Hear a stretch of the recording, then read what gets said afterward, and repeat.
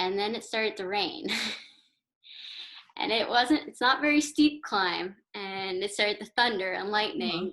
So basically I was like, I better move because the top's a slab.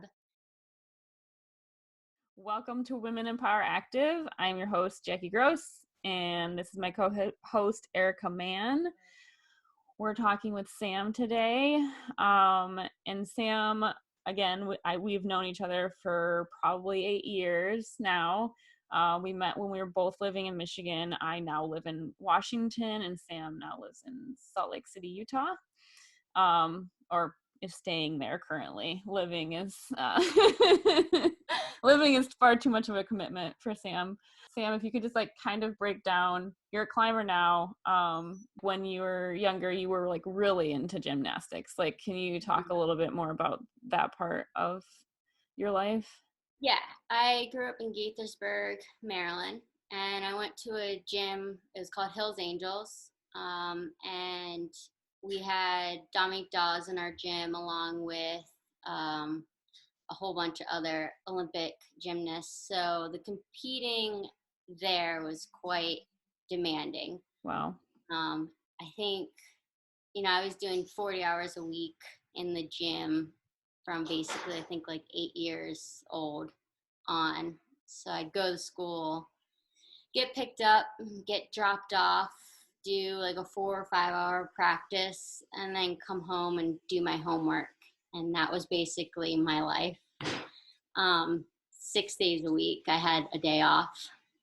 Wow. And yeah, it was a lot. And how long did you do that for? I quit when I was 16. So I've been in the gym from about age 2 to 6.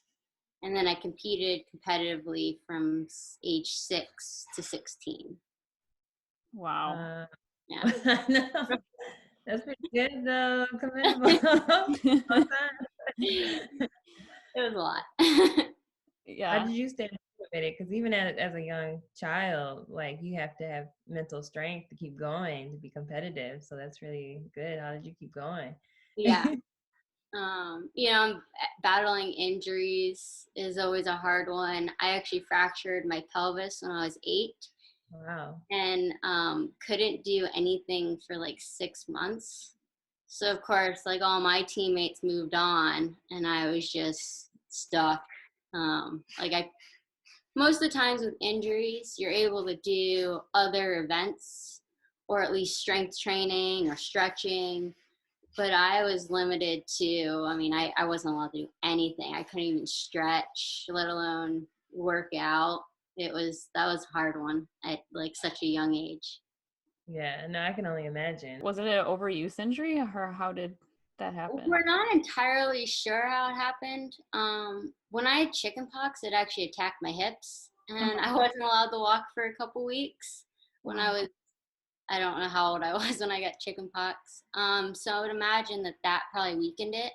Mm-hmm. It kind of started as a pulled muscle, and then just progressively got worse and worse. So that one's still kind of a mystery. You stayed another 8 years because you left when you were 16. How did, just thinking of that time, just time in the gym, and I only had that kind of time commitment when I was a collegiate athlete. We would probably work out, that many hours a week, but I can't imagine doing that for 6 or 8 years, and then some, because you started when you were 6, you said? Yeah. So 10 years. But that, how did that transition for you go, to just being a regular person, just a kid at that point too, because you're still 16. Not very well. I had insomnia, just from the lack of physical activity. I didn't sleep. I didn't really have any friends because I didn't hang out with anyone. I just went to school and then went to the gym. So I had my nice little rebellious stage. Would sneak out, party. I tried a whole bunch of different sports. I did dancing for a little while, but it wasn't like competitive enough or aggressive enough. Mm-hmm. Then I did hockey, and I played on a co-ed league with my high school. Mm-hmm. And that was fun. But that's like such a short window, in Maryland when you play hockey, it doesn't go all year round. True. But yeah, I jumped from sport to sport. Like I grew up skiing, so I could actually ski more in the winters with my dad. Now that I didn't have in the winter, that's like our competition in gymnastics, so that freed up my winters. But it was hard, Yeah. like That's out, true. you know. I You also didn't really like know what you liked or didn't like because you just were in the gym all the time. So feel yeah. that's cool that you still kept busy though. Like you didn't just like not do another sport. You try to find other ways to like occupy yourself. So that's good because that is a tough one. I hear stories, and especially even myself, like after not running competitively anymore, I'm like, what in the world do I do now? Like, oh my goodness. So, well, that's cool. And I always wanted to play like certain sports where it was male dominated. Like we had flag football, but it was only one day and it was seniors versus lower classmen, and that's all we could do. And I was like, no, but I really want to play football. Like, so the fact that you even got into hockey was pretty like cool, and that's awesome. How was your experience during that though? Like, was everyone nice? Everyone was nice, yeah, and of course being like one of three girls on the team, um, basically if any of like the boys picked on us, like our teammates would just kick the shit out of them. Coming into a sport at age 16 that you've never played and everyone's been playing since they were little kids is it can be a little frustrating because I mean they're just so good even on like the shitty teams. You're kind of the bad one. The But bad one. you play to your strengths. I was fast, so I didn't have to be very good with the puck. I just kind of had to not get hit. After this point, how long before you kind of found climbing? Because by the time I knew you, you'd already been climbing for a long time. Yeah, so it was probably about another like 7, 8 years. Okay. Yeah.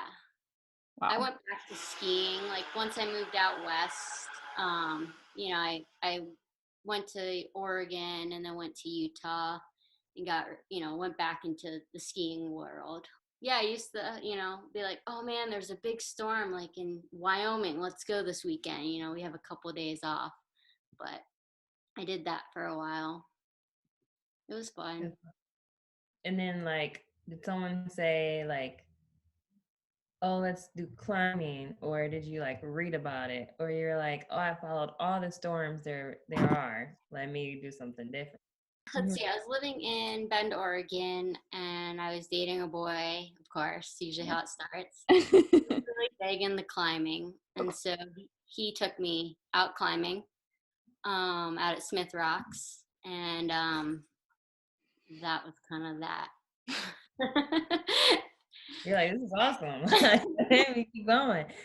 Yeah, like, I still hadn't done gymnastics in a long time, but you still, after doing it for so long, you have so much coordination. Mm-hmm. So, instantly I was kind of better than everyone else. So that was a nice little ego boost.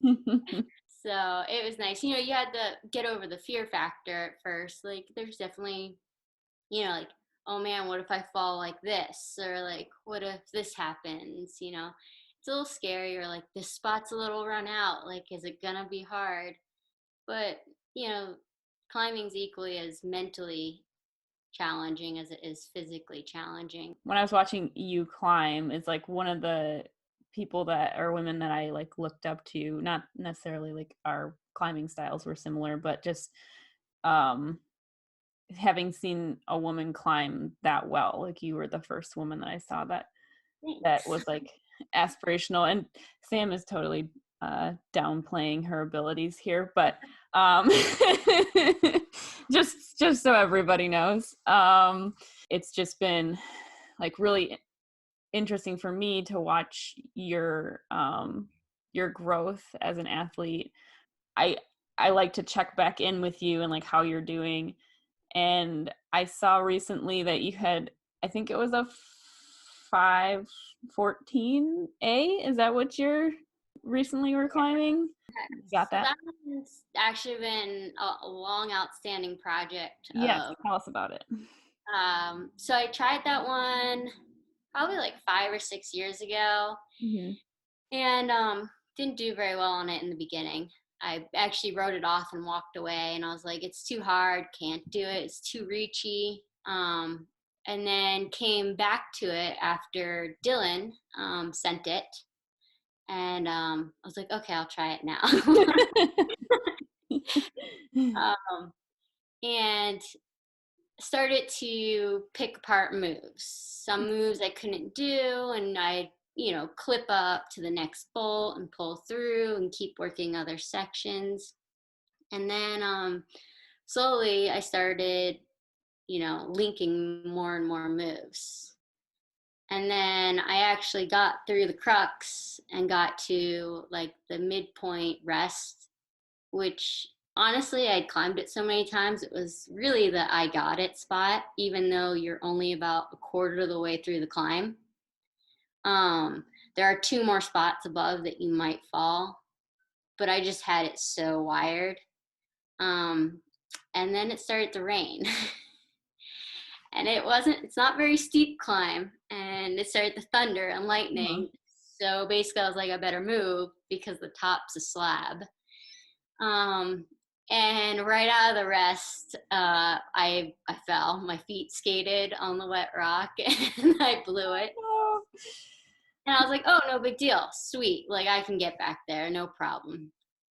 Well, I would fall every time, basically in the same place, off like these really bad holds. And then you're like stabbing for a little pocket, and I'd miss that.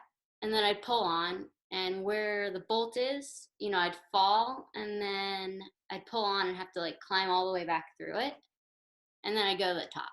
And so it became this joke of like, how many times can I one hang it to the top before I actually do it? And it's a lot. It was a lot.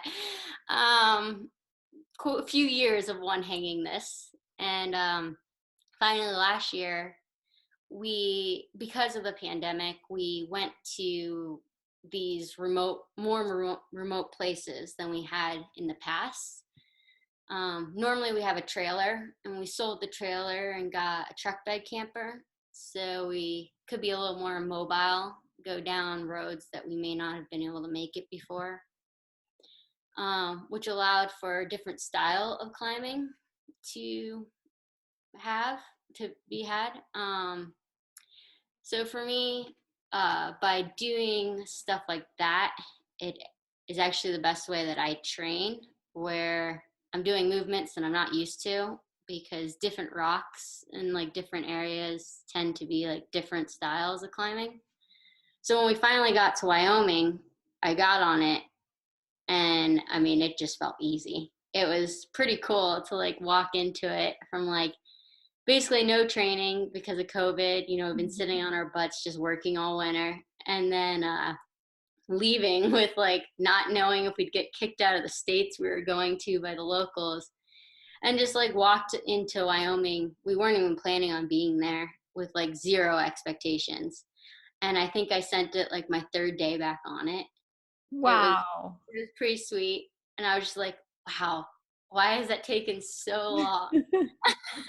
But yeah, I hiked it. It was great. It's sweet. It's such a good climb, even when like you're not sending it and you're falling all over it. Mm-hmm. Even when I'm cursing at it, it's still an amazing climb. And like, it's nice to have a project that long that's such a good climb, because you don't mind going back to it.